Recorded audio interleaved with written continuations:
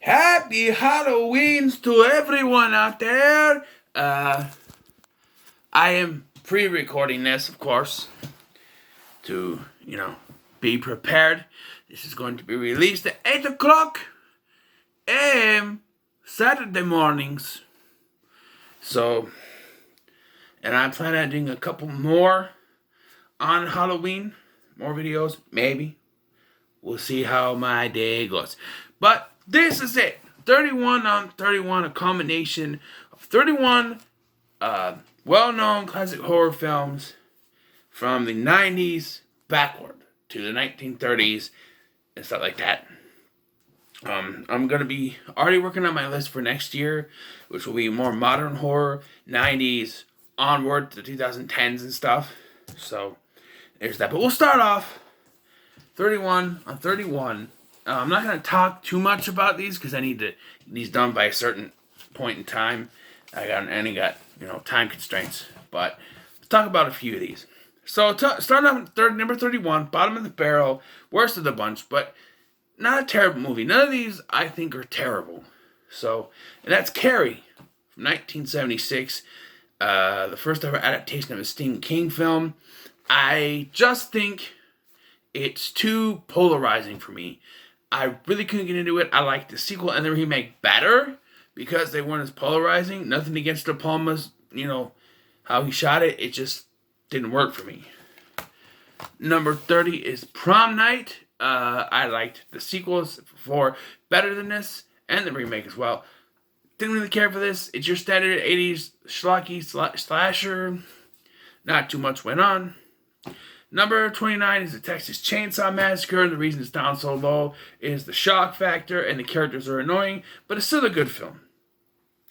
Number 28 is The Howling. Again, shock factor. It was a little bit jarring for me watching this film, but I think it's still a good film. Good performances, to be sure. Number 27 is The Poltergeist. Classic film. It's only PG. Spielberg produced it. Tobe Hooper from Texas Chainsaw Massacre. He directed it. Great film. Number 26 is The Evil Dead. The Evil Dead, the original. It's down so low because I like the sequels better and the remake better. But it's a good start. Number 25 is Black Christmas. You could say it's one of the first slasher films. You had Psycho and To Pete and Tom before that, but, it's in there in the conversation. Number 24 is Hellraiser, first one. Great film. Next we have number 23, the original Friday the 13th. Now keep in mind, it's the original film, the first one. The first one is not really highly thought of. It's a good film, don't get me wrong, but not as good as some of the other sequels, like 2, 4, and 6. But, yeah. Number 22 is Night of the Living Dead, a classic film, to be assured. But, black and white throws me off. Yeah, but I think it's better than the original Friday the 13th, so look at that. Number 21 is Sleepaway Camp.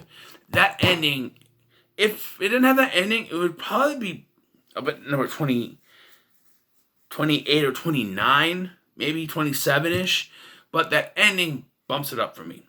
It's a great ending. Number 20 is Alien. Wonderful film. Classic film. Aliens is better, but still a good watch. Number 19 is The Shining. The Shining. Someone watched The Simpsons. The Shining. Jack Nicholson's performance is great. Kubrick is a great director. Everything is just great with this film. I'm going fast, I know. Number 18 is Pet Sematary. Pet Sematary. Fantastic film. Great acting. Classic film. Number 17 is Candyman. Be My Victim, Helen. Fantastic film. I've yet to watch the actual rated R version. I've only seen the one that's on TV. But it's a good film. Number 16 is the 1931 classic Frankenstein. I I picked this one and Dracula as the two representatives of the Universal Monsters because they're the two most famous. But yeah, along with the Wolfman, but they had time to squeeze him in. I had other wolf movies anyway. But yeah, great film.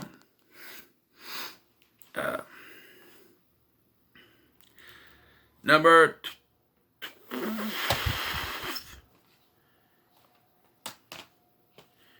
15 is Phantasm.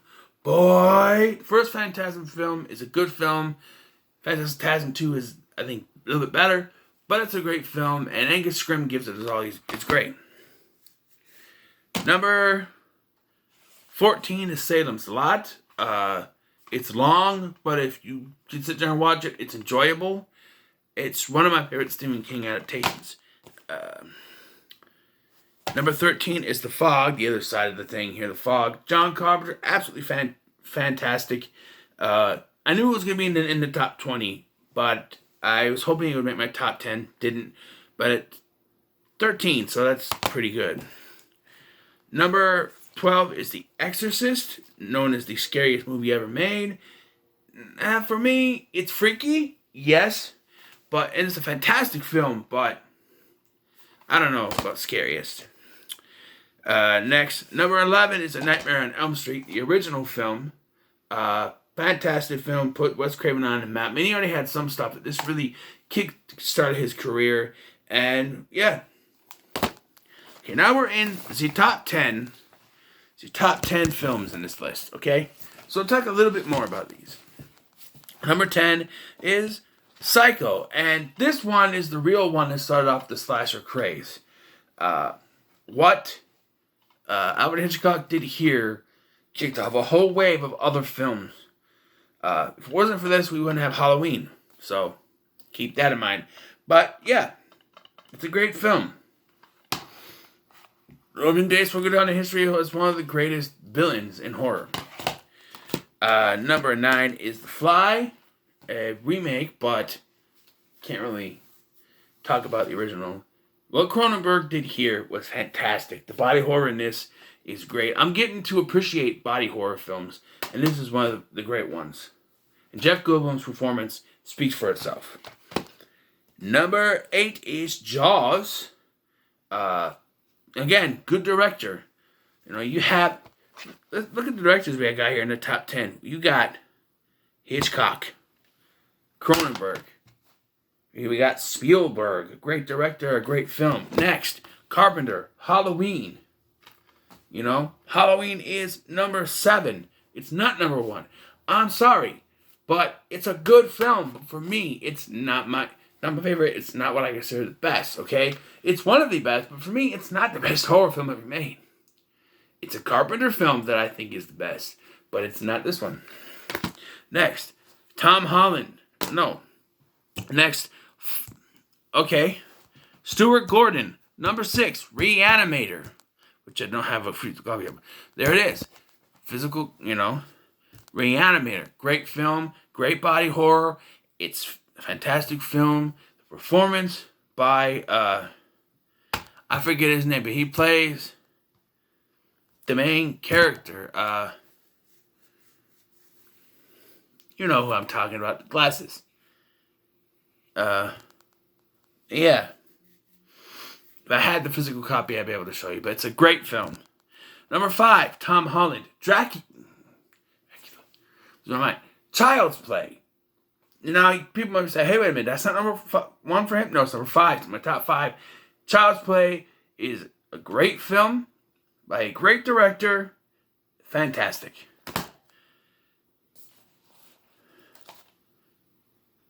Dracula, directed by Todd. Who directed it? Todd Browning. That's right. He's considered one of the great directors. Dracula is a classic film. Gets number 4. It's my favorite of the Universal Monsters. Bela Lugosi's performance is just fantastic in this film. And don't forget about Renfield. The character of Renfield, the actor. His name I always forget, but it's fantastic. Joel Schumacher takes number 3 with The Lost Boys. And say what you want about some of his, his Batman films. Lost Boys is one of his best films.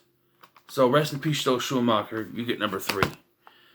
Number 2, John Landis, American Werewolf in London.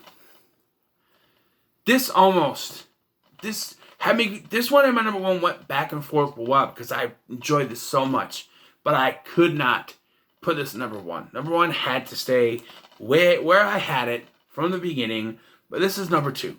This is number 2. American Werewolf in London, John Landis, fantastic effects, absolutely great film. Number 1, John Carpenter, Kurt Russell, The Thing. Absolutely one of the greatest horror movies ever made. My number 1, John Carpenter's The Thing. It's fantastic. Fantastic. If you had not seen it, watch it now. There it is, my 31 on 31. I'm hoping to do a couple more videos releasing tonight from when you're watching this, Halloween. But, so, what do you think of my 31 on 31 this year? Next year, I'm doing more modern horror-ish, 90s upward. So, look for that next year. That's a whole year, though. So, I got a whole year to prepare. But in the meantime, make sure to like, share, and subscribe. Thank you for watching. I've been Scotty. Happy Halloween. I'll see you in the next one.